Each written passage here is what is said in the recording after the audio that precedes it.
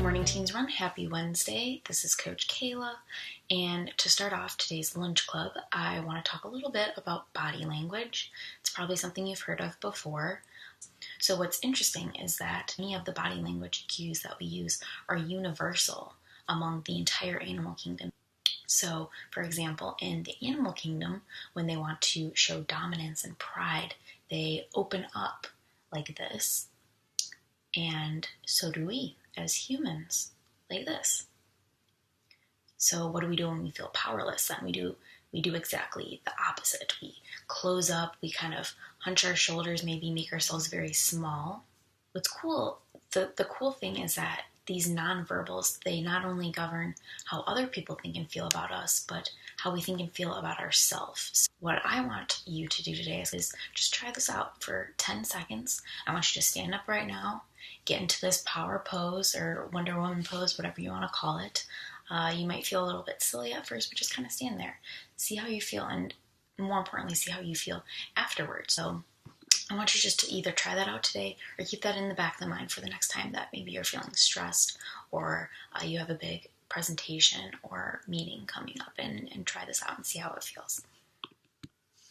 So while we're on the topic of boosting ourselves up, I know something that probably boosts a lot of us up and excites a lot of us is sugar.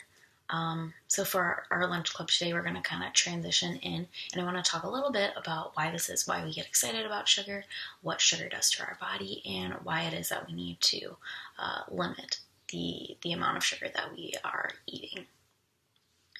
So when we eat or drink something with sugar in it, which is a lot of things, but say something that has a lot of sugar in it, so like a cookie. So when we eat this cookie, the sugar in that cookie, well, we digest the whole cookie, but the sugar in the cookie, it goes down the digestive tract like everything else, and it gets absorbed into our bloodstream.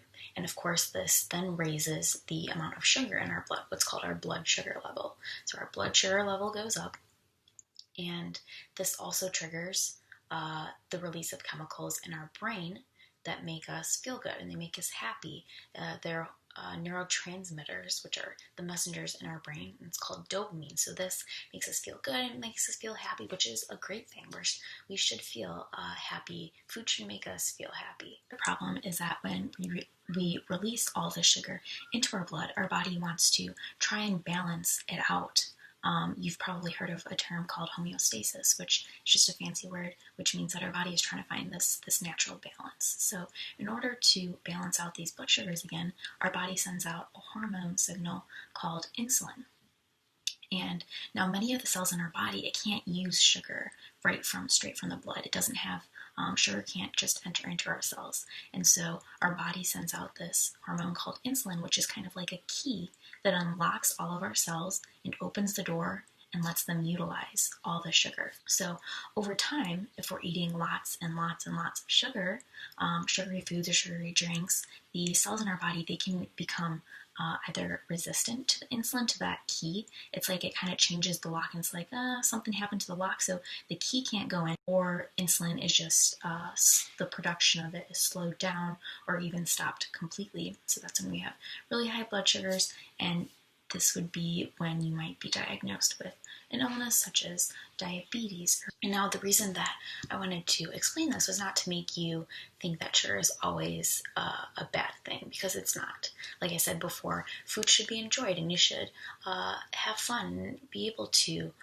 enjoy a cookie or several cookies, every once in a while. But because our body, and especially our brain, it needs sugar to keep working, and it needs a lot of it too. Our brain is our top consumer of the sugar that we eat.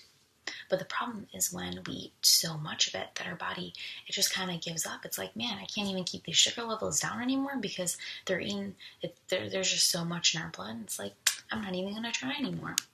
So it kind of gives up.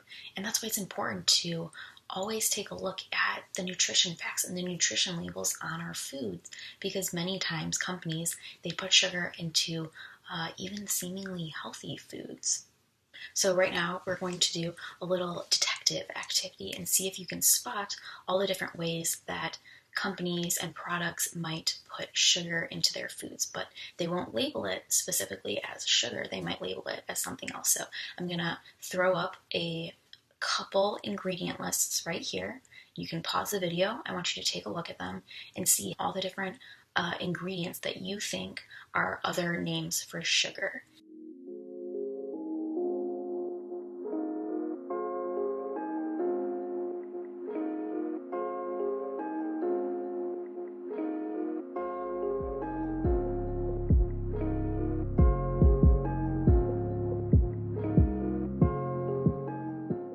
All right, so I hope you've had some time to look at these ingredients. Let's go through them. So with our yogurt right here, first thing I see, we see some cane sugar, then some wildflower honey, and some more cane sugar. So we got a couple different types there. Our Cliff Bar energy bar, popular granola bar. First ingredient, organic brown rice syrup. If you remember from my lesson from last week, or from couple weeks ago, we talked about the order of the ingredient list. So the first ingredient on the ingredient list is what is most prevalent in that product. So that means that this granola bar is pretty much made of sugar. So that brown rice syrup, then we got some cane syrup, and some cane sugar. Next, our ranch dressing, which I know is a favorite among many. We have some corn syrup in there, maltodextrin, which is another name for sugar, and then we got just plain old sugar there as well. And then finally our ketchup.